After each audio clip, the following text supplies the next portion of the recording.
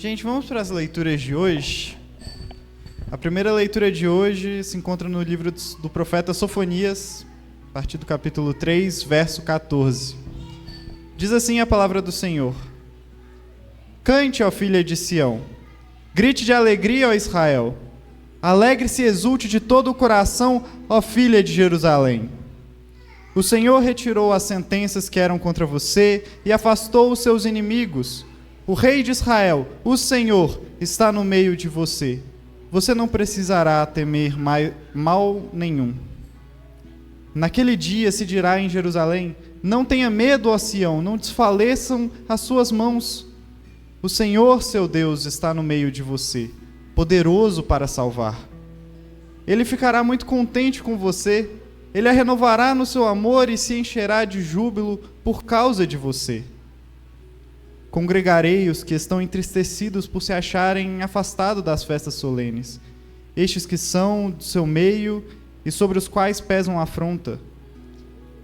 Eis que naquele tempo agirei contra todos os que a afligirem. Salvarei os que cocheiam e recolherei os que foram expulsos.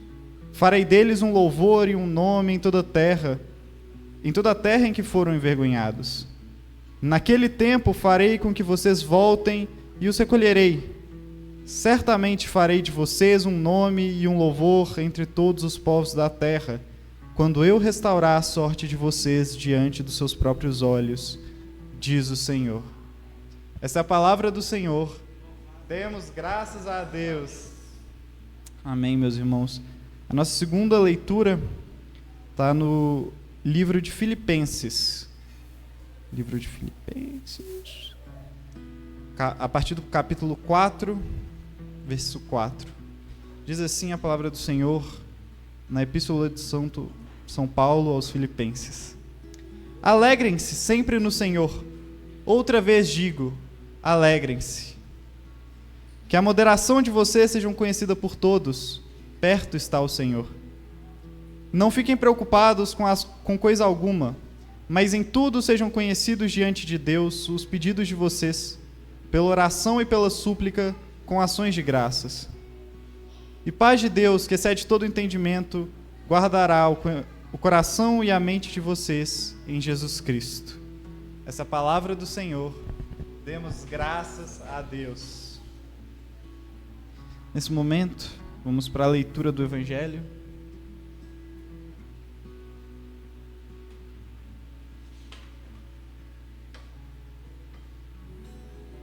Cantemos juntos.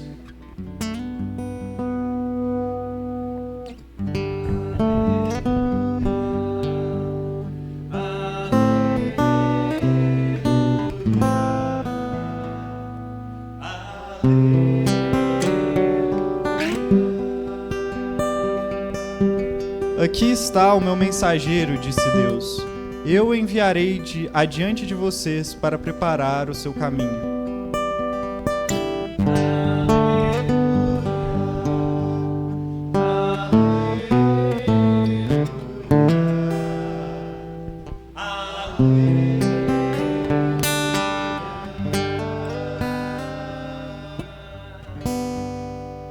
Ouçamos o Evangelho de nosso Senhor Jesus Cristo, segundo São Lucas, capítulo 3, versos 7 a 18.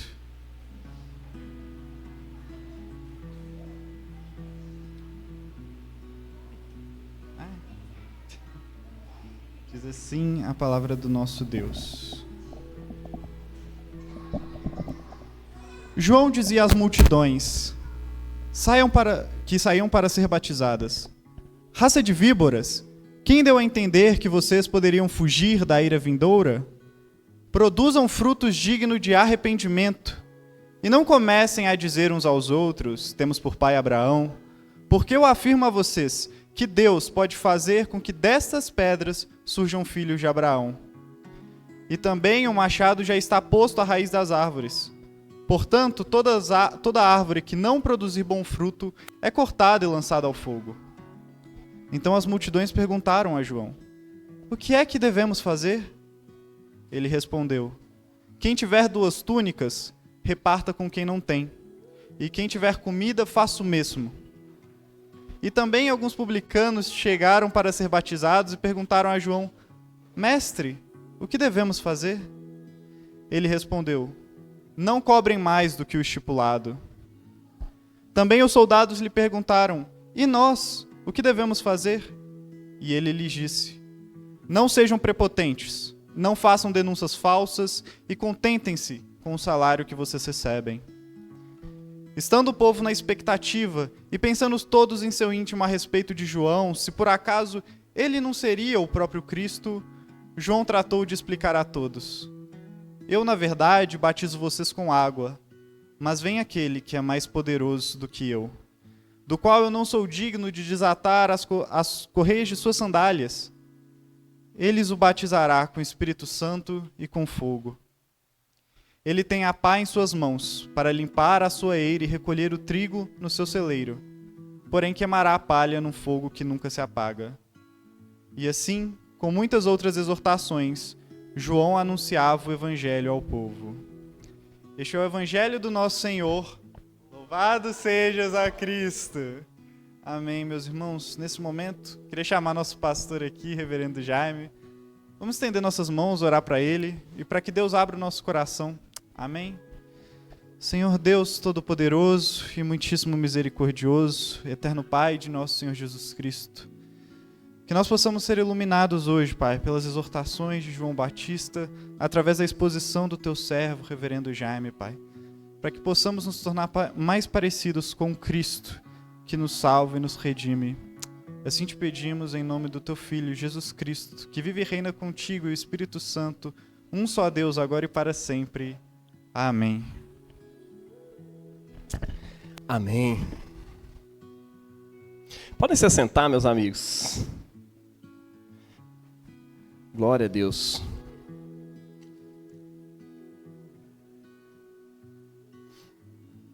Hoje é o domingo Gaudete, é uma palavra latina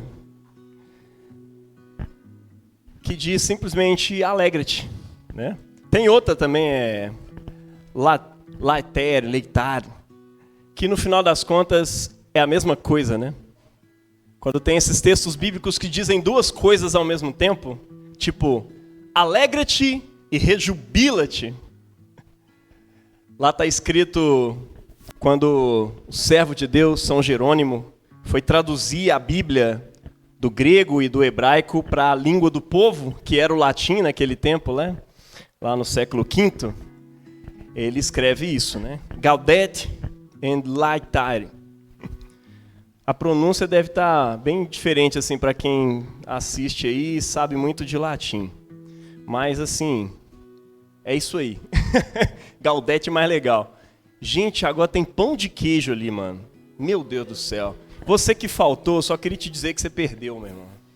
Amém? É isso. Faz isso com Jesus, mas não. Ele prepara uma mesa com pão de queijo. O seu corpo e sangue não está te convencendo a vir comer do próprio Deus? Pelo menos por causa do pão de queijo. Vamos ver se vocês vêm. Meus amigos, a nossa segunda leitura de hoje, o apóstolo Paulo nos diz: alegrai-vos sempre no Senhor. E ele não se contenta em dizer alegrai-vos sempre no Senhor. Ele diz assim: alegrai-vos sempre no Senhor. Outra vez vos digo, alegrai-vos. Olha só que legal. Os textos em geral de hoje estão nos convidando à alegria. O Senhor tem te dado bênçãos e motivos para você se alegrar? Eu sei que não dá para você ficar feliz todo dia. Mas de acordo com a palavra de Deus, alegre você pode ficar. Eu fazia uma confusão entre felicidade e alegria, mas a palavra certa para aquilo que é duradouro é alegria mesmo. Você pode ser alegre todo dia, porque o apóstolo Paulo ele diz isso, né? Entristecidos, mas sempre alegres. Aí você, pô, que paradoxo é esse aí? Negócio bizarro. Ele está falando que está sendo entristecido direto, está sendo perseguido, mas está sempre alegre. Sim, porque no nosso coração existe uma alegria que nos tomou de tal forma que ela transcende toda loucura e todo o caos que está em volta de nós. É uma alegria que transcende a tristeza. Até porque a tristeza não é o contrário da alegria. O contrário da alegria, você vai ver no decorrer do sermão de hoje, que é um egoísmo de verdade. Você vai perceber isso. Mas a alegria que Deus coloca em nosso coração, não é aquela ideia de Jesus é alegria, euforia, companhia todo dia. Quem é dos anos 90 riu aí. Não, só café mesmo. Quem é 80, 90 aí já fragou. É porque a gente cantava essa música todo dia ali na igreja. Nos anos 2000, então, essa música explodiu. Mas assim, a verdade é que Jesus não faz você ficar ali com alegria, euforia todo dia. Mas existe uma alegria que transcende. É uma coisa que eu estava dizendo isso para o meu pastor essa semana. Eu estava explicando assim como é que estava a minha vida psicológica. Eu falei, cara, eu não estou conseguindo expressar a alegria. Mas eu sei que a alegria está ali. Em resumo, eu estou alegre, eu só não estou feliz. Entendeu? Muita gente não entenderia, mas eu sei que dentro de mim, assim, mesmo da depressão, mesmo não sabendo explicar, existe uma alegria ali que transcende essa coisa toda e quando eu olho para dentro, ela está lá. E eu dou graças a Deus porque ela está lá. Veja, os textos de hoje estão nos convidando, alegre-te. A Bíblia não te chama para fazer coisas impossíveis. Ou pelo menos não te chama para fazer coisas as quais o Espírito Santo não te ajuda a realizá-las. Aquilo tudo que ela te convida, Ele faz. Aquilo que Cristo te oferece na palavra, Ele é, Ele mesmo. Alegra-te e rejubila. Sofonias 3,14. Está falando aqui com o povo de Israel, que é o povo de Deus naquele tempo, e é um povo que foi estendido através de Jesus para toda a terra. E hoje eu e você, gentios, não corre em mim nem em você nenhuma gota do sangue de Abraão, mas eu e você somos parte desse mesmo povo. E se somos parte desse mesmo povo, nós herdamos também esse texto profético que diz, alegra-te e rejubila, filha de Sião. Sim, igreja, você é a filha de Sião. Alegrai-vos no Senhor, diz o apóstolo Paulo. Outra vez vos digo, alegrai-vos. Por quê? Aí ele diz assim, perto está o Senhor. Veja, o motivo da alegria, o tema, hoje ele é inconfundível, alegria. Cada leitura nos prepara e nos convida para um brado de alegria que é motivada por uma só coisa. Em resumo é a vinda do Senhor para a salvação do seu povo.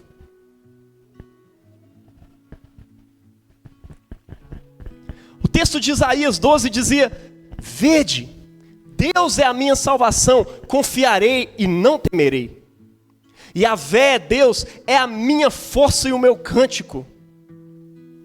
Não é aquilo que me aconteceu ontem ou que poderá me acontecer amanhã, não. É Deus que é a minha força e o meu cântico. Ele mesmo se tornou a minha salvação. Com alegria, vocês vão tirar a água das fontes da salvação. Peraí, mas Deus não é a minha salvação? Sim. Vocês vão tirar a água das fontes da salvação. Vocês estão tirando a água da alegria de dentro do próprio Deus. Quem tem ouvidos, ouça.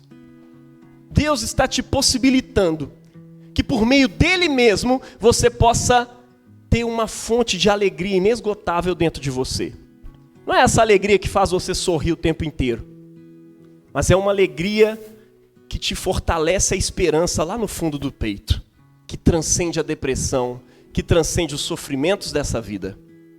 Ele mesmo se tornou a minha salvação. Com alegria tirareis água das fontes da salvação. É engraçado porque Jesus diz que a água que eu lhe der se tornará em ti uma fonte de águas a jorrar para a vida eterna. As palavras que ele está dizendo para a mulher samaritana, que é a água que ele está dando para ela, a água do evangelho, se torna nela uma fonte de águas a jorrar para a vida eterna. E aqui está dizendo que nós, na profecia, iríamos tirar a água das fontes da salvação. Exultem e gritem de alegria, ó moradores de Sião, porque grande é o santo de Israel no meio de vocês. eu vou alegrar porque ele é grande. Não só porque ele é grande. É porque esse Deus que é grande, eterno, poderoso, é a minha força e o meu cântico. Eu vou me alegrar, porque a minha força e o meu cântico é poderoso e é grande no meio de nós. Amém? Ele é a fonte dessa salvação. Mas qual é o motivo da alegria? De acordo com Sofonias, de acordo com o apóstolo Paulo, existe uma mesma fonte de alegria, que é a proximidade do Senhor. Em resumo, advento. Aquele que há de vir está chegando. É sobre isso que eles estão falando o tempo todo. Veja, em Sofonias, o Senhor retirou as sentenças que eram contra você e afastou seus inimigos. O rei de Israel, Yahvé, está no meio de você. Você não precisa mais temer nenhum mal, porque Yahvé, o seu Deus, está no meio de você, poderoso para salvar. Ele ficará muito contente com você, e ele a renovará no seu amor e se encherá de júbilo por causa de você. Veja, não é somente você que se alegra, mas o próprio Deus se alegra em você. A fonte de alegria se alegra ao ver você feliz. Quando eu vejo meu filho chorar, meu coração dói. E quando eu vejo ele feliz, meu coração aperta, assim, dá uma vontade de chorar, mas de alegria ao mesmo tempo. E eu tenho certeza, se eu que sou mal sinto isso, imagina Deus que é perfeito. Está entendendo? É maravilhoso. O amor de Deus por nós, se é do jeito que a Bíblia diz que é, meu irmão, Deus está o tempo todo chorando de alegria em cima de você. Tem hora que ele chora de tristeza porque ele está vendo você indo por caminhos que não são bons, que não são legais. Mas ele está o tempo todo olhando para mim e para você individual e coletivamente. Ele olha para a humanidade inteira. E o texto de hoje nos convida a nos alegrar porque ele está no meio de nós. Em Filipenses, o apóstolo Paulo diz a mesma coisa. Alegrem-se sempre no Senhor. Outra vez vos digo, alegrem-se. Que a moderação de vocês seja conhecida de todos. Perto está o Senhor. Olha que legal. A mesma coisa. Um chama você para se alegrar porque ele está no meio de vocês. Outro manda você se alegrar porque o Messias está chegando. Ele está perto. Ele está próximo de você. Esse é o motivo da alegria. Em Lucas 1:68, Zacarias, depois de ver o cântico de Maria, que nós cantamos aqui hoje, onde ela profetiza sobre a chegada do Messias que estava vindo através dela, Zacarias não crê assim como Maria creu. Maria creu na hora, ela falou assim, ó, cumpra-se em mim aquilo que você disse. Mas Zacarias duvidou. E aí o anjo fala com ele, só por isso tu vai ficar mudo, porque você não merece falar, até o dia que esse negócio acontecer. E aí nasce João Batista, da velhice dele e de Isabel, que não podiam ter filhos. E quando a boca dele abre, ele rejubila de alegria diante de Deus e diz assim, olha, bendito seja o Senhor Deus de Israel, porque ele visitou e redimiu o seu povo. Veja, o Deus que há de vir, o Deus do advento, ele visitou e redimiu o seu povo. A visita, ou a expectativa da visita de Deus, é o grande motivo da alegria do seu povo. Será que você se alegra quando você ouve que Deus está vindo? Eu cresci aprendendo a ficar com medo diante da expectativa de que Deus viria, porque eu ficava assim, gente, se Jesus voltar hoje, eu não sei se eu vou subir. E eu ficava morrendo de medo da vinda de Jesus. Falou, vai acabar tudo. E pior, né? Eu ficava com medo também. Porque assim, se eu ficasse, eu ia ficar queimando no inferno. Mas se eu subisse também, ia ser uma coisa chata, monótona, que eu ia ficar pulando de nuvem em nuvem, tocando uma harpa e falando santo, santo, santo, pro resto da minha vida. Mas de repente eu li a Bíblia. E a Bíblia descortinou para mim uma eternidade muito mais bela e muito mais linda. Uma eternidade onde o leão vai comer palha com um boi. E a criancinha de peito vai brincar com serpente. Eu gosto de serpente. O problema dela é que ela pica. Mas eu adoro serpentes e répteis de modo geral. A gente tem até uma cobrinha lá em casa para cuidar. A gente ama isso. Os meninos pegam, saem andando para lá e para cá. Mas eu fico imaginando a nova criação. Onde a criança de peito, diz assim lá no livro de Isaías 11. A criança de peito vai enfiar a mão na toca de uma víbora venenosa. E elas vão brincar junto depois, tá tudo bem, não vai picar ela não. Falei, cara, que doido. A vaca e a ursa vão pastar juntas. Eu não sei se vai nascer um mundo vegetariano ou se vai simplesmente alterar a ordem das coisas. Mas lá fala de um rio que vai passar e tem uma árvore de um lado e do outro, e essas folhas dessas árvores servem para a cura das nações.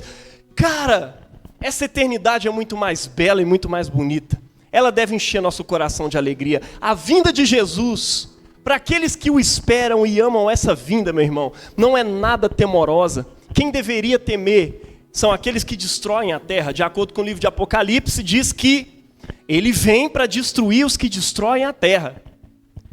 Se você anda destruindo a terra e acha que não tem nada a ver isso aí eu acho que você deveria ter medo. Aí sim. Você que pratica a injustiça com o pobre, ou com o seu próximo, você que oprime o outro e acha que está tudo bem, sim, você deveria temer a vinda dele, porque quando ele vier, ele vai acertar as contas com você. Mas vocês que amam a sua vinda, vocês pobres, é por isso que ele fala, bem-aventurados vocês pobres, porque de vocês é o reino dos céus. Vocês órfãos vão receber a recompensa. A paternidade que nunca tiveram vai receber direto das minhas mãos.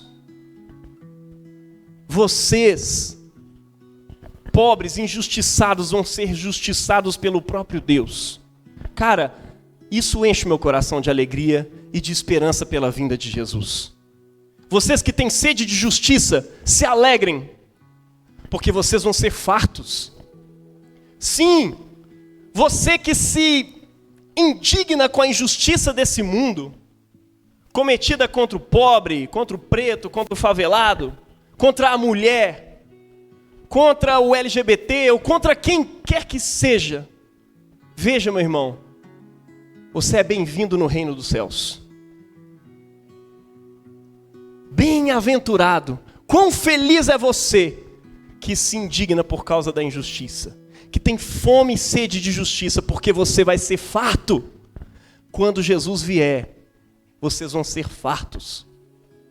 Bem-aventurados vocês os pobres, bem-aventurados vocês que são nada. Gente, isso me alegra. É lógico, você pode dizer assim, não, mas eu não sou pecador lá no fundo. Sim, você é pecador. Mas você é um pecador que entregou-se a Jesus e disse, Deus, eu sou pecador, e se tu não tiver misericórdia de mim, eu estou perdido. E aí você não confia mais na sua justiça, o que não produz em você mais o orgulho de ser salvo. Pô, Jaime, mas eu sou cristão, eu me orgulho de ser salvo, então, ó, cuidado, hein? Porque essa salvação não veio de você, você não deveria estar se orgulhando disso. Tem vários cristãos aí que acham que porque aceitaram Jesus e foram batizados um dia, fizeram aquela confissão lá, eu, fulano de tal, aceito Jesus, né? Aí acha que está salvo, mas ele olha para o próximo e fica julgando ele o tempo inteiro. Ao invés de ajudar o seu próximo a viver mais o amor, e você só promove o amor amando, ao invés de ajudar o seu próximo, você só faz ele tropeçar. Fica ali julgando ele todo dia, fica falando besteira, fica acusando ele dos seus pecados, né? Cara, isso também é opressão, isso também tem nada a ver com o reino de Deus. E quando Jesus voltar, é melhor você ter parado de fazer isso. É melhor você ter começado a confiar na salvação que veio única e exclusivamente de Cristo. Se lembre dos pais da reforma, solos Cristos. Somente Cristo te salva. E é somente pela graça que vocês são salvos. Através da fé. Amém? Agora, a alegria não é felicidade. Eu disse isso aqui antes. Tem um poeta italiano que diz que a posse de bens desse mundo nunca se trata de uma alegria perfeita. No máximo é uma felicidade. o que é diferente. Felicidade passa. Alegria é uma experiência do eterno. É experimentar algo eterno. Ainda que a sensação da experiência passe, ela passa deixando saudade, não enjoo. É tipo eu lá com o meu computador, quando eu ganhei pela primeira vez aos meus 16 anos. Veio a felicidade extrema assim, e de repente eu enjoei. Falei, gente, que coisa. Estou enjoado já desse computador. Qual que é a próxima novidade? As pessoas que se alegram com os bens materiais, com riqueza, com dinheiro, cara, ela não consegue olhar para aquilo todo dia e dizer, como eu estou feliz, como eu estou alegre. Não. Talvez ela se engane com aquilo. Nossa, que felicidade desse dia. Não, na verdade ela está depositando uma esperança num recurso passageiro. Se der a quebra de uma bolsa igual rolou em 29, você está perdido. Porque aí o seu dinheiro vai embora. Muita gente naquele tempo se suicidou, né? Porque foi muita gente perdendo muita grana ao mesmo tempo. Eu não tenho $1 bilhão para poder saber o que é perder $1 bilhão de um dia para a noite. Eu não sei o que eu faria. Mas certo é que se a minha esperança toda estivesse nesses bilhões de dólares, com certeza eu ia me matar, porque eu não ia recuperar aquilo nunca mais. O mundo estava em crise, não era só os Estados Unidos, o mundo todo. Se a minha esperança estiver numa carreira pastoral de sucesso, meu irmão, acho que Deus vai fazer questão de fazer essa igreja dar errado, para me fazer tropeçar e cair, para que então eu acorde para a verdadeira esperança. Porque a esperança não está aqui. Está entendendo? Não é o seu sucesso financeiro, não é o seu sucesso empresarial, não é o seu sucesso familiar. Tem gente que acha que quando alcançar a família, me casei, tive filhos, agora eu estou feliz. E aí de repente ele vai vendo que aquela felicidade vai passando. Porque as coisas desse mundo, aos poucos vão te enjoando. Mas quando a sua esperança está para além, e esse poeta italiano sempre fala que a alegria verdadeira, ela habita a esperança. Ela habita a esperança. Quando você espera, a alegria te habita. E às vezes você até encontra, mas de repente aquela experiência some e ela te deixa ali com saudade. Agora, felicidade, tão logo acontece, já te deixa enjoado. Por exemplo, sexo. Sexo é bom demais, mas assim, você não vai conseguir ficar fazendo isso assim 24 horas por dia, não. É um momento ali, acabou, por favor. Ninguém dá conta. Nem o homem, nem a mulher, nem ninguém. A droga, nem o cara mais viciado em crack, dizem que é a sensação assim de êxtase mais próxima de um orgasmo que uma pessoa pode ter, é quando ela dá aquela baforada ali no crack, né? E isso deixa as pessoas viciadas, porque passa dentro de 15 minutos, aí você está querendo mais e tal. Mas nem isso a pessoa vai conseguir ficar fazendo o tempo todo, até porque vai te matar. Nem a esperança, o prazer das drogas, dos presentes. Tem gente que ganha presente demais, fica assim, mas não dá. Uma hora ou outra passa aquela alegria ali. Não dá para você ter guardado aquela esperança, aquela alegria o tempo inteiro. Nem o dinheiro, nem nada. Agora, a alegria cristã, ele descreve como uma alegria do sábado, que anuncia o grande domingo, que é uma certeza que ainda não está habitada. Você sabe que o domingo vai chegar, mas você está ali no sábado. Sabe aquela sensação do sextou? Sextou, velho! E aí da sexta-noite você está lá felizão, porque provavelmente sábado você não vai trabalhar, vai ser o dia de descanso, aí você está ali na sexta. Não é sábado ainda, mas eu estou feliz. Fraga, é tipo isso. A alegria do cristão é como aquele que espera o dia do descanso, ele sabe que está chegando e ele se alegra. A nossa alegria é assim. E ela fica ali, e ela te deixa com saudade. Aí você vai para o domingo, habita ali o domingo, que coisa maravilhosa, eu vim para a igreja, eu como do corpo e sangue de Cristo. É uma alegria duradoura, maravilhosa, e depois eu volto para a minha semana. Parece que a experiência daquela alegria foi embora. Ela não era uma alegria passageira? Não, ela te deixa com saudade. ela te deixa com vontade de estar ali de novo. Quando seu coração está alinhado com o reino de Deus. Não se trata só de uma esperança da alegria, mas é também a alegria da esperança. Está entendendo? Não é só a esperança de que um dia eu vou me alegrar, não. Na esperança você se alegra. É a alegria que a esperança produz em nós. 1 Pedro 1, 3, os versículos 3, 4, 6, 8 e 9 diz o seguinte, ali é o vértice do raciocínio cristão sobre a alegria. Olha só, bendito seja o Deus e Pai de nosso Senhor Jesus Cristo. Na sua grande misericórdia, Ele nos fez renascer pela ressurreição de Cristo dentre os mortos, para uma viva esperança, para uma herança incorruptível, incontaminável e imarcessível, reservada para vós nos céus. É isso que constitui a vossa alegria, apesar das aflições passageiras, a vos serem causadas ainda por diversas provações. Esse Jesus vós amais, sem o terdes visto. Vocês creem nele, sem o verem ainda. E isso é para vós a fonte de uma alegria inefável e gloriosa, porque vós estáis certos de obter, como preço da vossa fé, a salvação das vossas almas. Cara, isso é maravilhoso demais para mim. Alguns dizem, mas a salvação já não aconteceu? Sim, mas o apóstolo Paulo está falando aqui de uma salvação final. A salvação das nossas almas, que já aconteceu ali, ela vai se concretizar. A minha alma finalmente vai habitar com aquele para quem ela foi criada e para quem ela está apontando todos os dias da minha vida.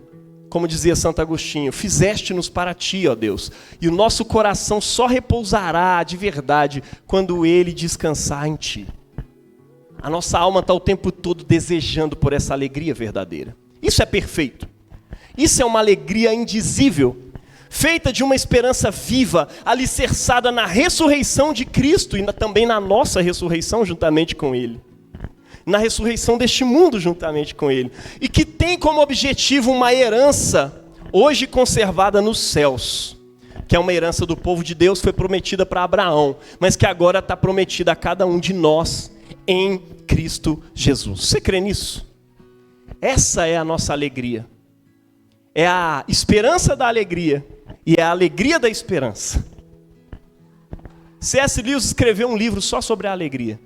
A experiência que ele teve com a alegria ao longo da sua vida, ele começa a falar sobre ela. Foi um dos melhores livros que eu já li na minha vida. É meio que uma autobiografia dele, permeada pelo fio da esperança, pelo fio da alegria. E ele narra essas experiências dele com a alegria ao longo da vida, até encontrar ela finalmente, a fonte, né, dessa alegria na sua conversão a Jesus. E ele a descreve como um anseio profundo. Olha como é que ele faz. A alegria ali para ele é um anseio profundo, uma sensação de desejo por algo que transcende a experiência terrena, mas que está na experiência terrena, e que mais tarde ele identificará como o próprio Deus. No fundo é um anseio que ele está tendo em várias coisas, e que ele está esperando, e de repente ele encontra Deus, e ele diz, era isso. Era esse anzol que estava me fisgando ao longo da minha vida toda, e agora finalmente eu encontrei. Era Deus.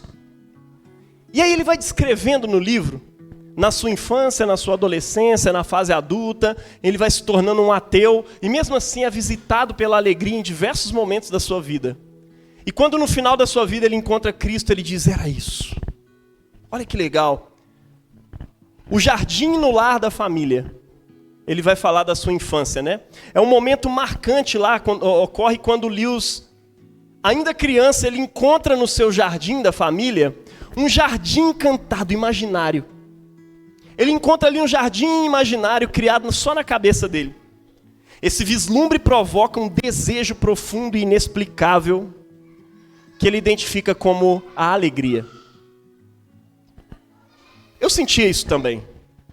Gente, Nárnia não foi escrito assim, tirei isso da minha cabeça, não.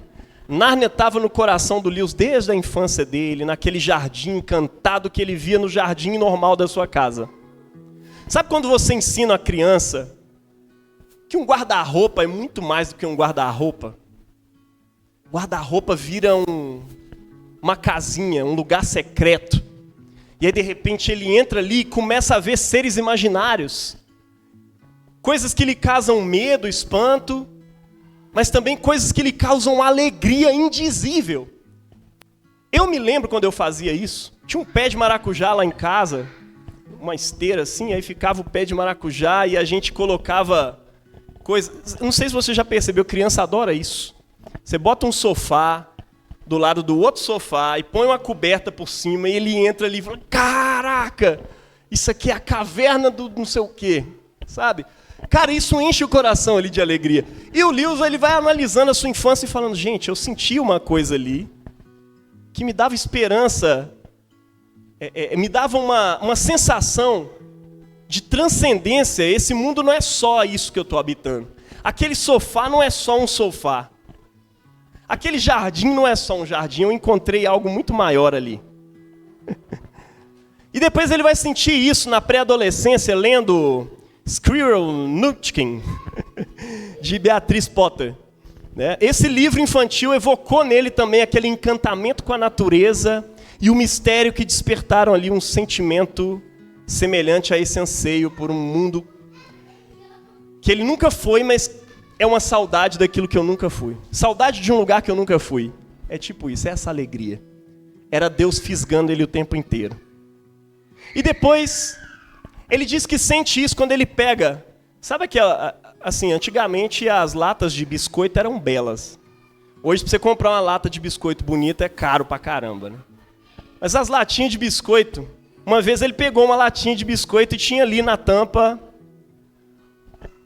uma visão de um mini jardim. E ele bate o olho naquele jardim e sente aquela alegria de novo. Veja, não é a felicidade. Felicidade ele sentiu vários momentos da sua vida, mas aquela alegria, aquele anseio transcendente, ele bateu o olho naquele jardim que lembrou ele do outro jardim. Aquela cena gera nele um desejo inexplicável por algo além da realidade tangível. Depois ele descobre a mitologia nórdica. E isso para mim também me causou muita alegria. Conhecer a mitologia nórdica, e eu no meu caso, conhecer a mitologia indígena, iorubá, né, a cultura africana e tudo mais, gerou nele durante a adolescência, ao entrar em contato com os mitos nórdicos, especialmente a poesia de Balder, Lewis experimenta ali novamente aquela sensação de alegria. A beleza austera e melancólica desses mitos acende um anseio profundo por uma coisa transcendente.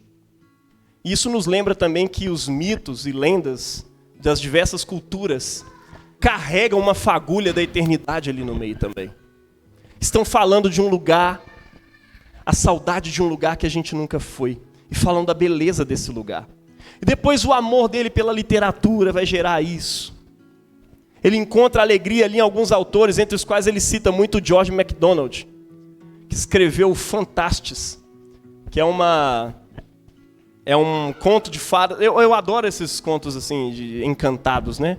Mas aonde, no mundo normal, o cara encontra lá uma fada e de repente ele começa a ver que aquele mundo é mais encantado do que ele imagina e de repente ele está imerso naquela realidade.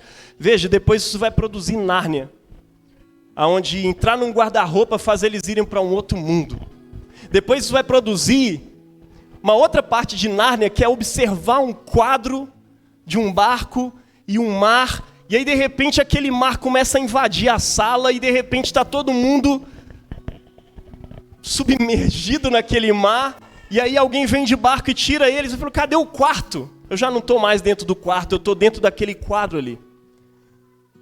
Isso é lá, se eu não me engano, a viagem do peregrino, né, da alvorada. Gente, cada coisa que faz a gente entrar nessa alegria indizível, isso é maravilhoso demais para mim. As experiências com esse mundo fazem ele perceber que a alegria é fugaz, mas que sempre aponta para algo maior do que qualquer experiência terrena pode oferecer.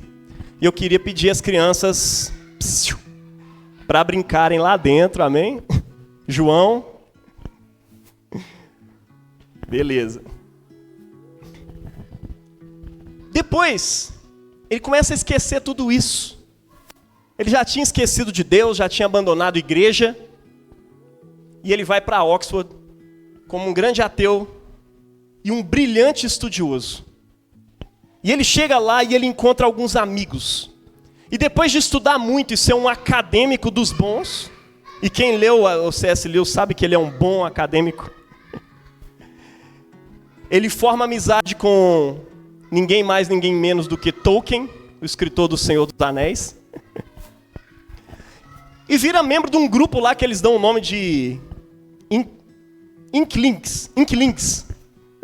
E o Lewis começa a reavaliar as crenças dele sobre o seu materialismo, sobre o seu ateísmo. Para quem não sabe, o Tolkien pregou para ele dentro da universidade.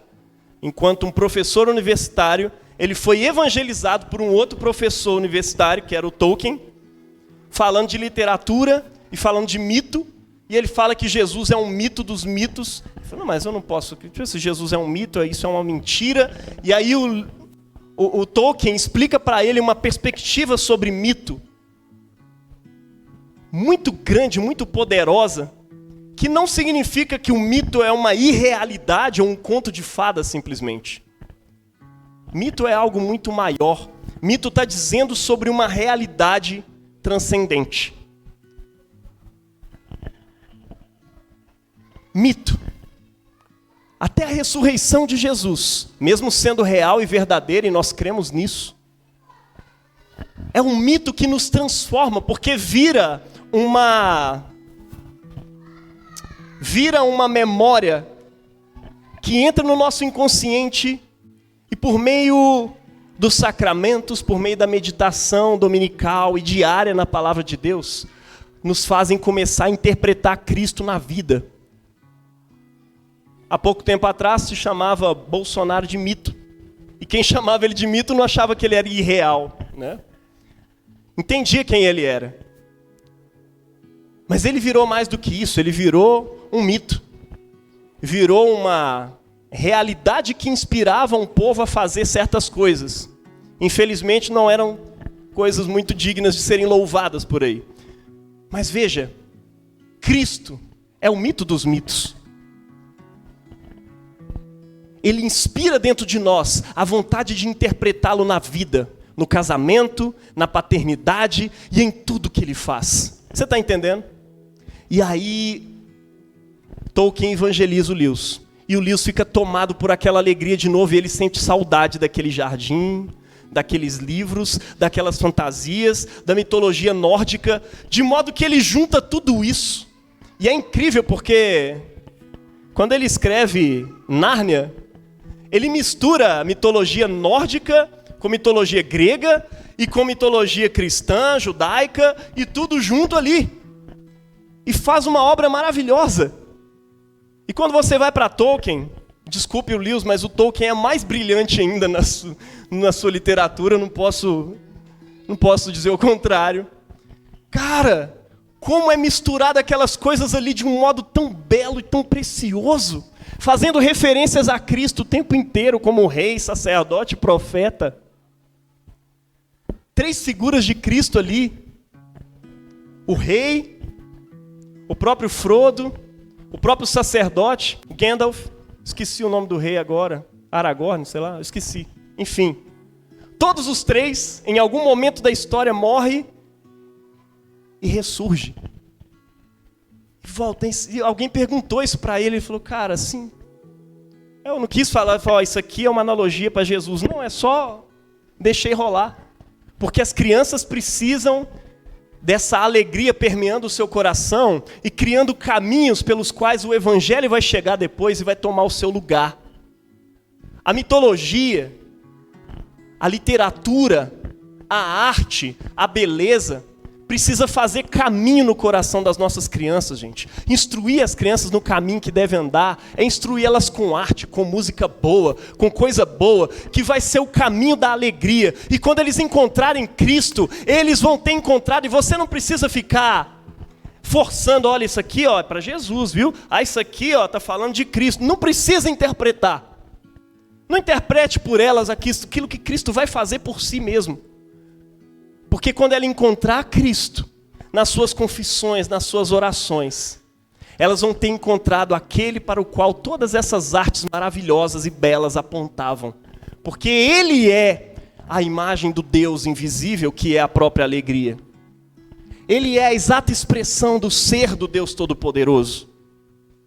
E ali então, quando ele se converte, é um dos momentos culminantes do livro, ele descobre que tudo aquilo que ele estava buscando, aquela alegria, era o próprio Deus. Ele falou, cara, era isso o tempo inteiro. E a conversão dele gradativa, né? Primeiro ao ateísmo, depois ao cristianismo, é uma culminação da sua busca pela alegria. E ele se considera assim o mais cético dos convertidos. E às vezes eu me vejo muito nesse ceticismo de um convertido. Eu sou um pastor, sou um cristão e eu não tenho dúvida disso. Mas sou bastante cético quanto a muitas coisas por aí. Exageros bizarros dentro da igreja. E fora também, tá? Eu não vejo bizarrice só dentro da igreja. Eu vejo em diversas outras coisas. Inclusive nos bizarrismos pseudocientíficos por aí. Tudo me assusta. Seja cético. Porque quando você é cético, você tem amor por uma coisa chamada verdade. E se Cristo é a verdade encarnada, o seu ceticismo, que gosta de jogar tudo que não é a verdade de lado, vai te encaminhar até Cristo. Está entendendo? Quando você ama a verdade, quando você tem uma paixão pela verdade, você encontra Cristo. Claro, o seu ceticismo não tem que ser aquele ceticismo que duvida das coisas mais óbvias. Por exemplo, que esse fogo é quente. Isso você já tem pela sua experiência. Você não precisa ficar duvidando disso e vir aqui experimentar para ver se é real, não. Você confia naquilo que outros já produziram, naquilo que outros já ensinaram. E você entra com humildade nas coisas. Mas você é cético quanto a tudo aquilo que tenta dar um sentido para a sua vida que não provém do próprio Deus. Um sentido que não é real de verdade. E você percebe isso na vida. Mas basta somente a esperança para fazer a experiência da alegria? Basta somente ter aquela esperança?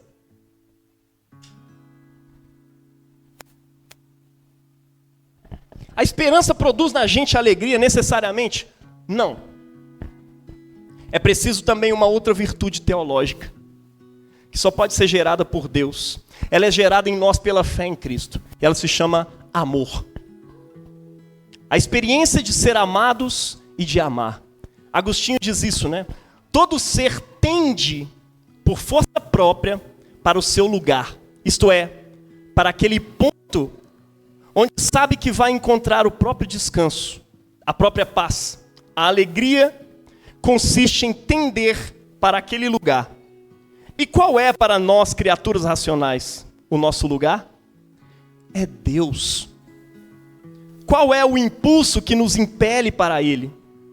O amor. Cada um de nós é impelido pelo próprio desejo de amor. Volupas. Desejo. Impelido pelo amor. Somente quem é amado e quem ama sabe realmente o que é alegria. Meu irmão, a alegria de servir o outro, a alegria de praticar o amor com o seu próximo, é inexplicável. Cientistas já têm descoberto isso, né? Quando você sente muito mais alegria, seu cérebro libera muito mais dopamina quando você dá um presente para alguém do que quando você recebe. Porque você se sente bom. É porque você entrou em contato com a bondade. E é por isso que a Escritura diz lá em Gálatas 5:22 que a alegria é fruto do Espírito Santo. O Espírito Santo é o próprio amor que existe entre o Pai e o Filho na eternidade. O Pai é o amante, o Filho é o amado e o Espírito Santo é o amor. A Bíblia diz que o amor de Deus foi derramado em nossos corações pelo Espírito Santo que nos foi dado. O Espírito de Deus é o próprio amor de Deus. A Bíblia diz também que o reino de Deus é a alegria no Espírito Santo. É justiça, paz e alegria no Espírito Santo. Romanos 14:7. E ela diz também que os primeiros discípulos estavam cheios de alegria no Espírito Santo. Atos 13:52. O Espírito Santo é o próprio amor. Não é à toa que o apóstolo João diz que Deus é amor, quando ele resume quem é Deus. Desde a eternidade, essa é a sua missão no seio da Trindade. O inefável abraço do Pai, da sua imagem que é o Filho, cheio de alegria, de amor, de gozo. A alegria, meu irmão, é o perfume de Cristo. É o próprio Espírito Santo. Por onde Cristo passa, vai um rastro de alegria por trás. Por onde Cristo passava, as pessoas saltavam de alegria, porque encontravam o sentido da sua vida, o sentido das suas esperanças. Nós, portanto, nos alegramos na medida em que estamos unidos a Jesus, porque a união com Jesus faz passar em nós o Espírito Santo, e o Espírito produz a alegria, a exultação, a sobreexultação no Espírito Santo. Não vos embriagueis com vinho, mas enchei-vos do Espírito Santo. Não se embriaguem, não saiam da sua razão, da sua racionalidade com o vinho. Saiam da sua racionalidade com o Espírito Santo. E deixe que o céu habite as suas faculdades mentais, as suas decisões. É sobre isso que o apóstolo Paulo estava aconselhando ali. O evangelho desse dia, meu irmão, é prático sobre a esperança e o amor como resultado dela. Veja, João Batista começa metendo pau, quebrando tudo. E ele xinga aquelas multidões e está dizendo, olha, o reino dos céus está próximo, suas raças de víbora, vocês, quem ensinou vocês a fugir da ira vindoura? A ira está vindo. E aí de repente o pessoal vira para ele e fala assim, olha só, qual que é o propósito do evangelho anunciado por João Batista. As multidões perguntaram a João, o que é então que devemos fazer? E aí ele responde, em vista dessa esperança, desse mundo novo que eu estou anunciando a vocês, quem tiver 2 túnicas, reparta com quem não tem. E quem tiver comida, faça o mesmo. Também alguns publicanos, ou seja, os cobradores de impostos, chegavam a ser batizados e perguntavam a João, mestre, o que a gente tem que fazer agora? E ele respondia, não cobrem mais do que o estipulado. Alguns soldados romanos converteram naquele tempo. E falavam com João assim, João, o que eu faço? E ele lhes disse, não pratiquem extorsão. Não façam denúncias falsas, porque vocês têm o poder da denúncia falsa. Quando vocês anunciam algo falso, vocês fazem pessoas morrerem. E contentem-se com o salário que vocês recebem. Ou seja, para de andar recebendo por fora. Veja que interessante. Estando o povo na expectativa e pensando todos em seu íntimo, a respeito de João, se por acaso ele não seria o Cristo, João tratou de explicar a todos, eu na verdade batizo vocês com água, mas vem aquele que é mais poderoso do que eu, do qual não sou digno de desamarrar as sandálias, as correias das sandálias. Ele vos batizará com o Espírito Santo, com a alegria do céu e com fogo. Ele tem a pá em suas mãos para limpar a sua eira e recolher o trigo no seu celeiro, porém queimará a palha num fogo que nunca se apaga. E assim, com muitas exortações, João anunciava as boas novas ao povo. Veja, o fruto das boas novas que anunciam a esperança da vinda de Cristo precisa gerar em nós uma coisa chamada amor. Sem amor, você não vai experimentar a verdadeira alegria. Quando a Bíblia te diz, alegra-te, outra vez vos digo, alegrai-vos, ela também está te dizendo, necessariamente, amem, praticam o bem, e aí vocês habitam na alegria de Deus. Amém? A alegria incentivada ali pelo apóstolo Paulo em vista da vinda do Senhor, deve gerar nos filipenses uma bondade, uma moderação. Ele fala assim, olha, se alegrem no Senhor. Que a moderação de vocês... André, você pode dar um aviso ali para os meninos dar uma baixada no som? O apóstolo Paulo está dizendo aos filipenses assim, gente, se alegrem no Senhor. Essa alegria deve gerar em vocês uma coisa, a moderação de vocês seja conhecida de todos. Moderação é a única palavra que a gente encontrou aqui na nossa tradução em português. Tem outras traduções que dizem bondade, que a bondade de você seja conhecida de todos. A palavra grega que foi traduzida por bondade significa uma série de atitudes que vão da clemência até a capacidade de saber ceder e mostrar-se amável, tolerante, acolhedor. A pessoa que habita na alegria, que vive a alegria e que espera algo belo, é uma pessoa boa, amável com todos, não sente vontade de ofender, sabe relativizar tudo em vista daquilo que é realmente absoluto, não é amarga, não é mesquinha, sabe perdoar e sabe pedir perdão. Qualquer pessoa que está ao seu lado percebe.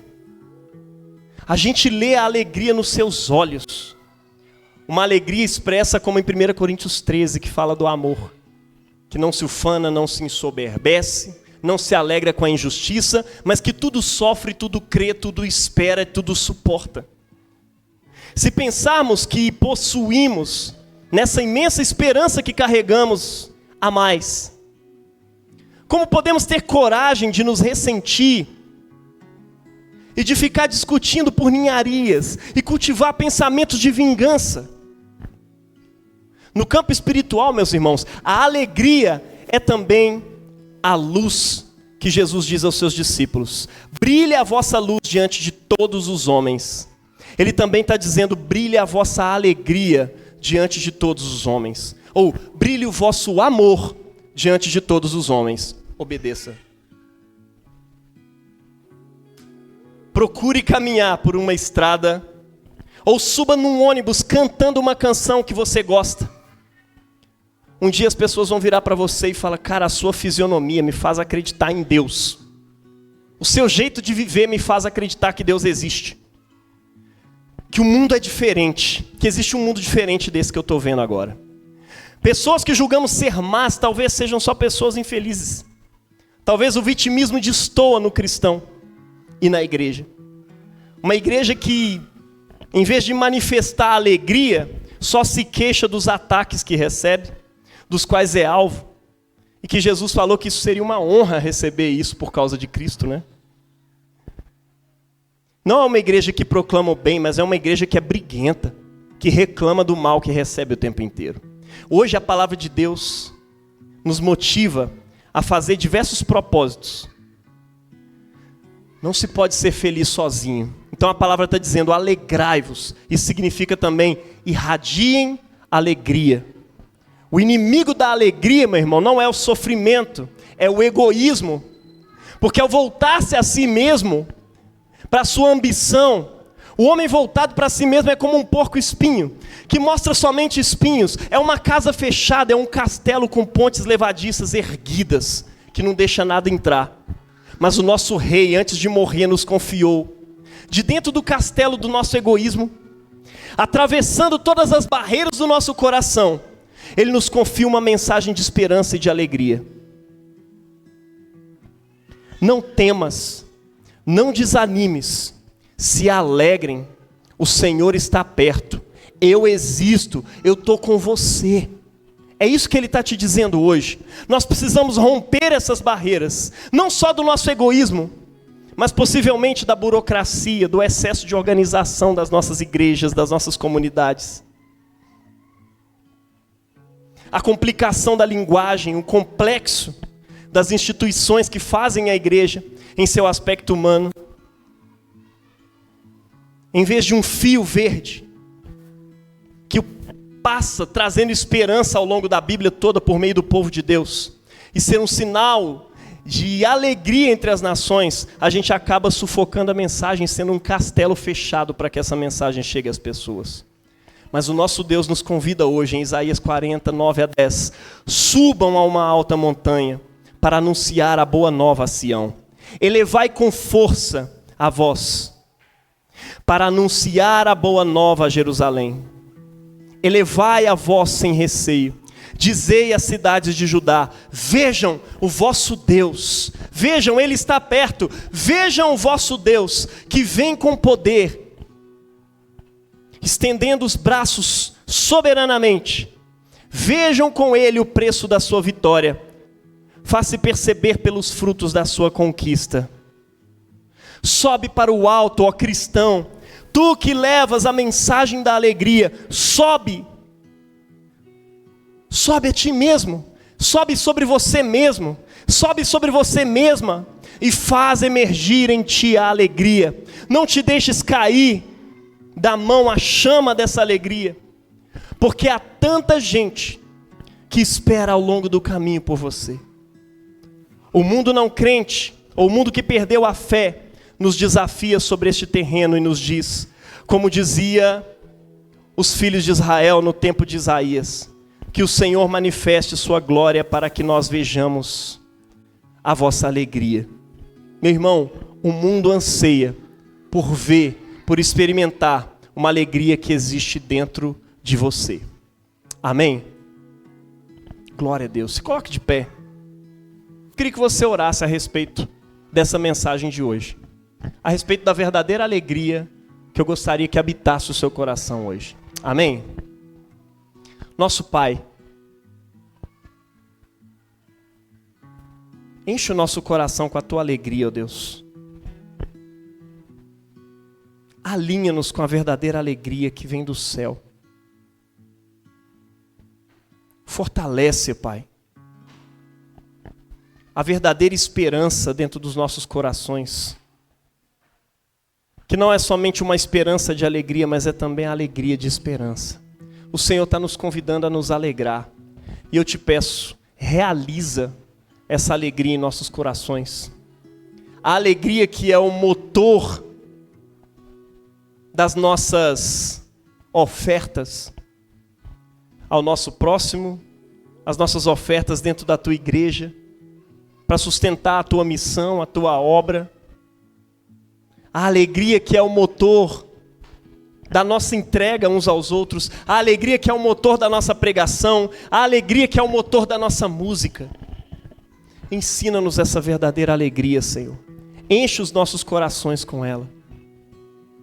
Nos perdoa por quantas vezes, ó Deus, temos ofendido, ó Deus, as tuas santas leis, simplesmente por não abrirmos nosso coração à alegria que vem do alto. Tem misericórdia de nós, ó Deus. Que a tua alegria gere em nós, como igreja, estação casa, um amor tão grande pela tua casa, pelos teus louvores, pela oração, pela meditação diária nas Escrituras. Que nós possamos nos entregar sem temor ao Senhor a cada dia de nossas vidas, ó Deus. Amando e desejando ao Senhor. Que essa alegria gere em nós assiduidade na tua casa. Que essa alegria seja o motor da pontualidade dos teus filhos, ó Deus, na tua casa. Que essa alegria seja o motor da espiritualidade diária, nos ofícios diários do teu povo na tua casa. Tem misericórdia, nós te pedimos, ó Deus, em nome de vosso Filho Jesus Cristo.